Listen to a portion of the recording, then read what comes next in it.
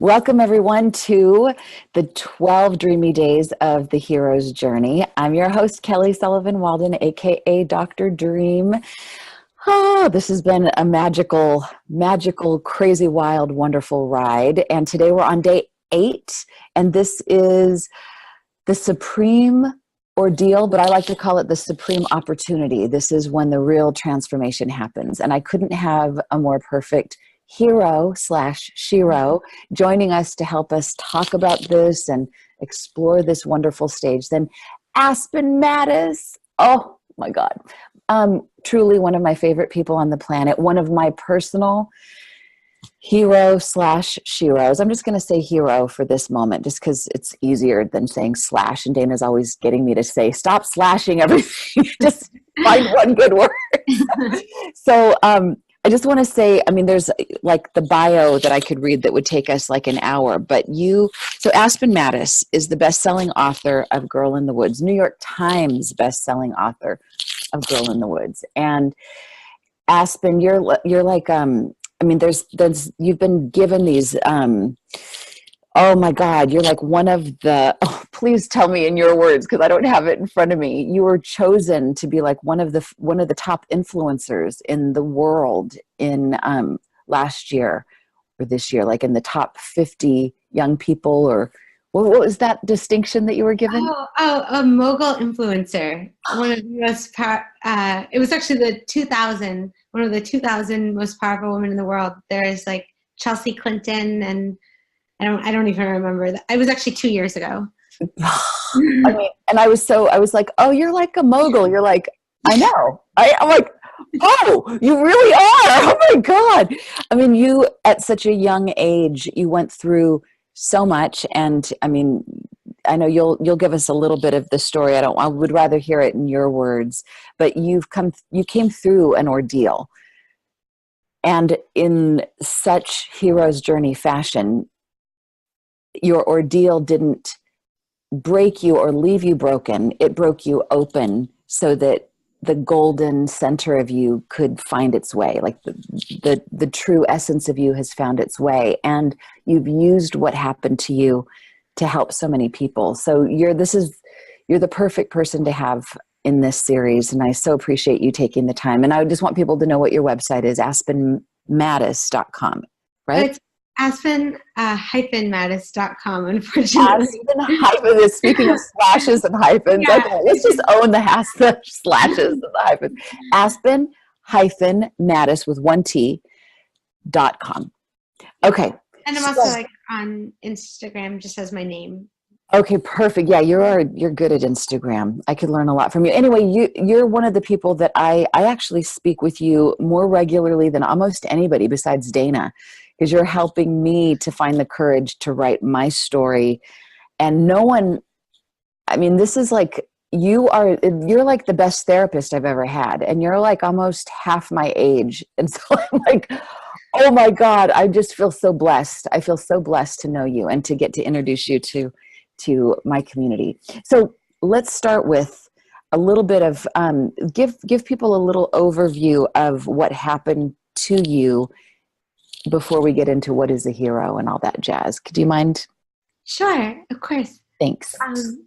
So my book, Girl in the Woods, is about how on my second day of my freshman year of college, before classes had started, before I'd removed my like colorful construction paper name tag from my dorm room door, I was raped by another freshman in my dorm room.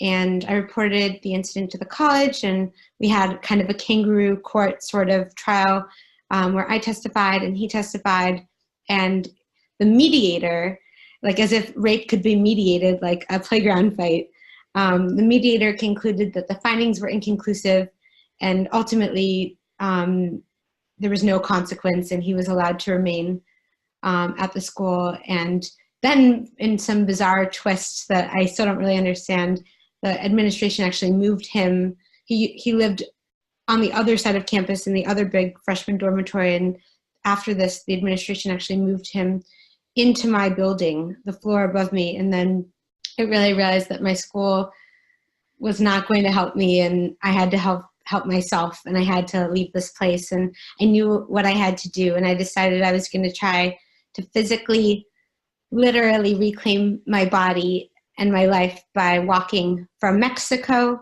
all the way to Canada through California and Oregon and Washington State, alone, to prove to myself that I was like safe in the world, in the body that I had to keep living in, and also to really discover my own strength and to earn my own respect. And I did. I walked through the Mojave Desert and the Anza-Borrego Desert and the High Sierra Mountains and the volcano lands of Northern California and into the Southern Cascades of Oregon and then the Northern Cascades of Washington into Canada. And it took about 5.5 months, and it was 2,650 miles, the Pacific Crest Trail. And as you told me, it's almost like, or is like, walking a marathon a day for that entire duration.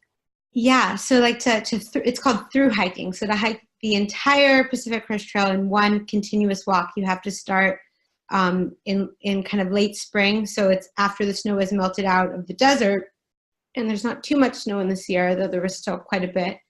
But before the snow falls and kind of covers the path in Washington. So you start around like the last or the second to last week of April, and you finish hopefully before the end of September. And you did it ultralight, which was, I mean, I like a teeny little flimsy backpack with a few Gatorade bottles and some Jolly Ranchers and watermelon Jolly Ranchers. I'll never see a watermelon Jolly. It's so funny. The day that I met you, I was getting us some sandwiches, and they had a little bowl full of watermelon Jolly Ranchers, like only watermelon. I'm like, wow. Can I have a few of these? It was so bizarre. Like I was so destined to connect with you. But that's magical. Usually the watermelon goes first because it's the best. Right. So every day was a hero's journey for you.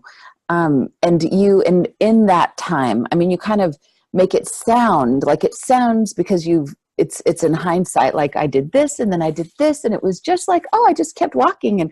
But I mean, there were rattlesnakes, there was starvation, there was a lack of water, there was danger, there was freezing, there was overheating, there was like completely being like almost one of the only women out there by yourself. I mean, talk about out of the frying pan and into the fire.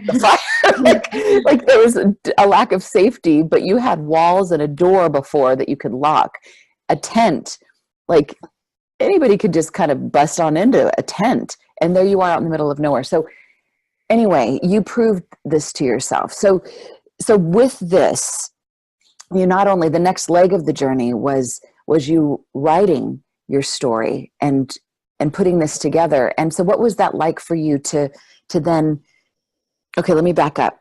In proper, like true to the hero's journey fashion, the journey isn't over just because you have the reward, which comes out of the ordeal, which you got. It's when you bring it to others. You come home with an elixir. So as I look at your story, it's like you writing the book was about you embodying the elixir and having something that could be given to people. So what was that like for you to get to the place where you could write this, have it become a New York Times best-selling book, and then present it to the world?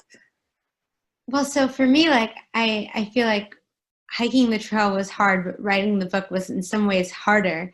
Like, it really put me in a position where I had to examine the choices I had made and my behavior and the circumstances that I had experienced, and like actually create a kind of meaning, make up meaning out of them, and find like the gold in the mountain. Like, I really, like, in a way, I really grew up writing Girl in the Woods, because playing victim is really boring. Like, you can only write on the page for so long before you're like, this is pretty painful, and I'm going to delete all of that because that's not really authentically true. It's sort of like, this is the adolescent version of me speaking. And now, like, now that I've gotten that out, why did I do what I did? Like, kind of like writing is a way to lay out all the facts on the page in front of you and really, for the first time, see the patterns and observe, like, oh, I always do that when this happens. And at this fork in the road, I always turn left. What would happen if I turned right? And why do I always turn left? And what's the impact of always turning left? And so really writing Girl in the Woods was that experience for me. It was kind of like seeing for the first time the facts, like what is so of my past, and seeing, like, you know, the way it's been is not the way it has to be, and the way, like, you know, being like irresponsible always, you know, plays out this way, and maybe I could choose to be more, you know, more intentional in my hydration, or maybe I could choose to go to bed when it gets dark, even though I would prefer to stay up writing until 2 o'clock in the morning. That way I'll be able to make my miles without being exhausted. Or maybe I'll choose to say no when I want to say no, instead of saying like yes when I want to say no, and then seeing how that plays out. So yeah.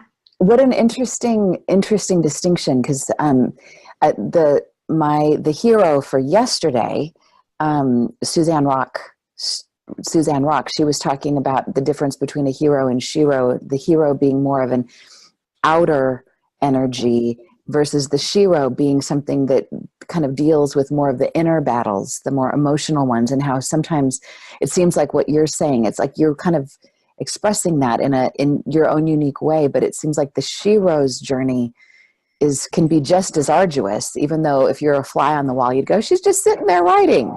That's not so hard. That's true. Yeah. Like, it definitely looks much harder to walk a marathon a day after day with a backpack on over a mountain for 6 months. For 6 months, sleeping in a tent, than it looks to just sit in coffee shops, apparently just looking at your laptop. Right. But in fact, like, they were both transformational experiences, and I never would have like enjoyed the fruits of my hike like in a sustainable way had I not captured them for myself and to share. Like, I think I got to know myself so much better. Definitely hiking, I got to know the things my tendencies that were self-destructive, and also my tendencies that were really powerful. And I got to discover myself as like a powerful, you know, self-sufficient young woman. But then writing, I got to kind of like distill that experience into lessons for myself. Like, I love do you know Lucy Greeley, the poet? No. She writes about like the ephemeral nature of insight, and she wrote, I'm going to paraphrase, so I'll probably butcher this, but something like, I once thought truth was eternal, and once you knew something, you had it with you all your life, and now I know we must work hard all our lives to remember the most basic things. Oh, that gave me chills everywhere. Oh, that's beautiful. And so, like, on the hike, I had these glimmers of insight and like just clarity, but the only way to capture the clarity is for me anyway, in language, like putting words to what happened and what it means and what to remember, like what the takeaway and what I never want to forget from this experience. Like, yeah.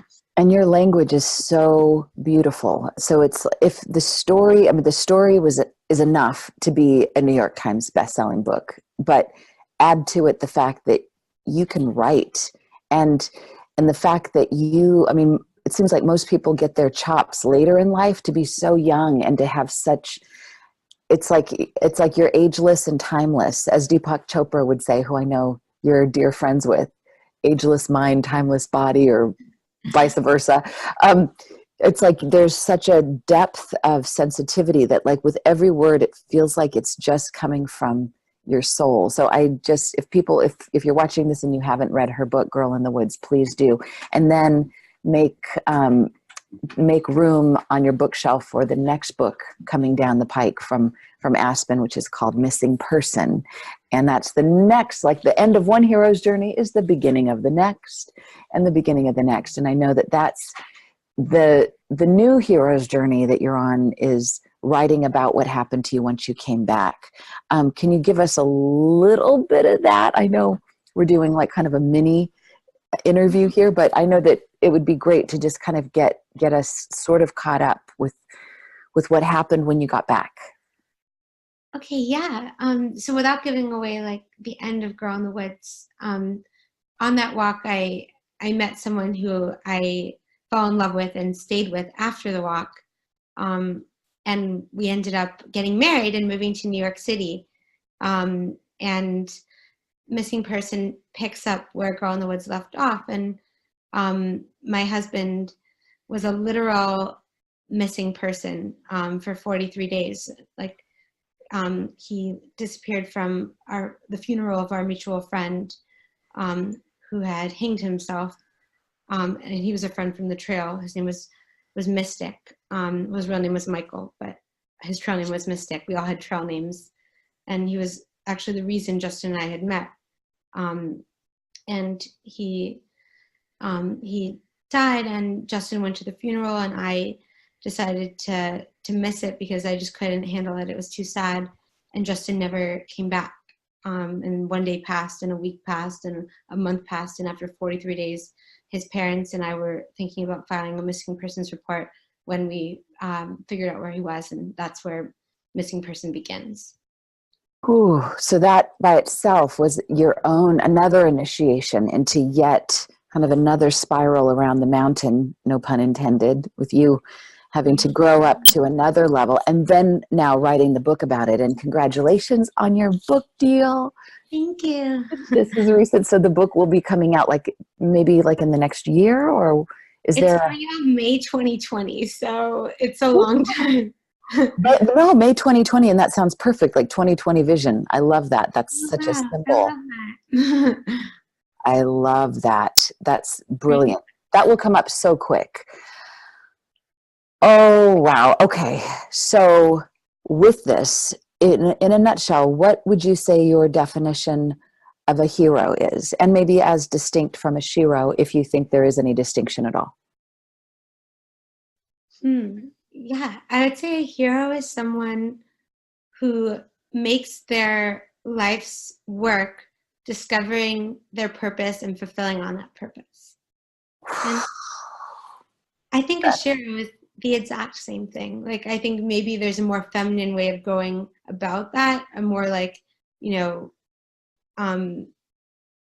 introspective and like nurturing and gentle, like expression of that. But I think it's the same thing, really, the like daily and honest and continual attempt to fulfill on what you believe to be your purpose, and to always be in the inquiry of discovering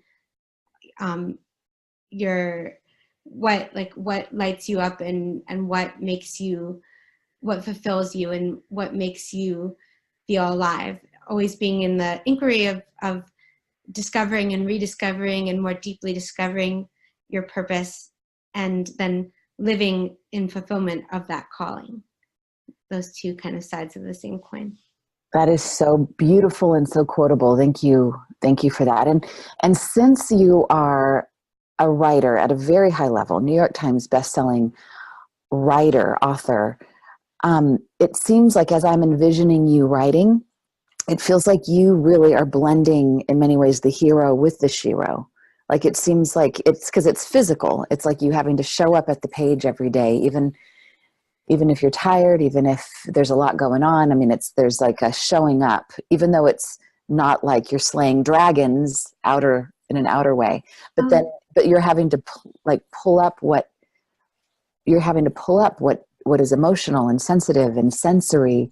So would you say that there's kind of a blend going on when you're writing, or what's that like for you? I think like the experience of writing anything that feels true and personal and makes you feel vulnerable is always one of like fear, and then acting anyway, like fear and courage, even if it's something that like again, like to the outside world looks like you're just staring at a computer.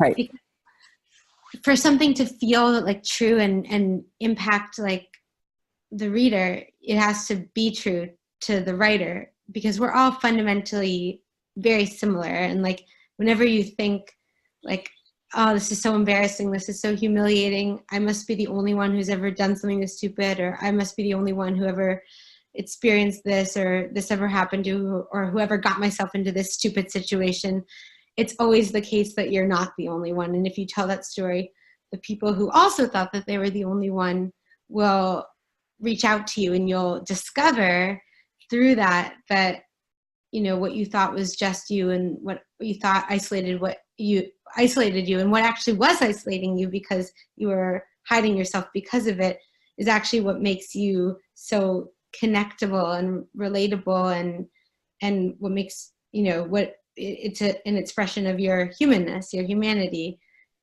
You know, the most like universally human thing is to make mistakes and have regrets. So this bit that you just said right now, I feel like is the part that I'm going to rewind and play over and over again, especially if I can't reach you in person, because this is, I mean, there's so many gifts that you bring, so many values that you bring to life, but this one piece that you truly embody and demonstrate, like this is part of the elixir that you give me. Because I've written a lot of books, and I will give a little bit of like kind of the embarrassing stuff, but it's just like, and then I back off, and then it's kind of like, and here's my wisdom. And here's my wisdom. Do you hear the angels singing behind me? I mean, I can handle that, but your presence every week has been this consistent, courageous energy to put blood on every page. And let's give props to Sue Shapiro, who I know is one of your heroes, and for saying not just pretty air, which is like the kind of the lofty, more platitude-y kind of platitudinary writing, but the bloody pages, like that really rips through the core. Because it is so uncomfortable. It is so uncomfortable, but because I'm getting into the habit of doing this, it's becoming slightly more comfortable. But I can't have enough support for that. And there's really not much support in the world for that. Or at least not yet. So this is why I feel like working with you and being in your conditioning field and writing my story, my bloody story, feels like the best therapy I've ever done, because these things that used to feel like really, truly jangling skeletons in my closet, I was like, no, stay away, feel like they've calmed down, and they're like, okay, cool. We've been acknowledged. We've been even loved. We're good. Like yeah, it's like alchemy. It really is. Sue always says writing is a way to take the worst thing in your life and to turn it into the most beautiful.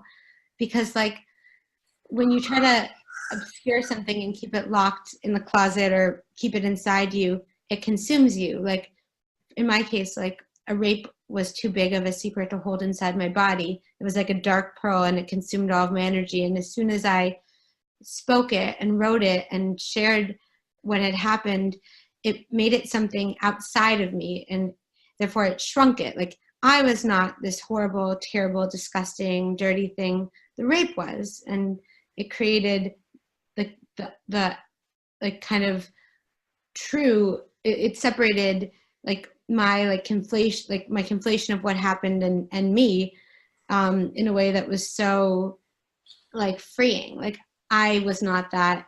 The rape was, and it was something outside of me that happened, and it wasn't me, which is true.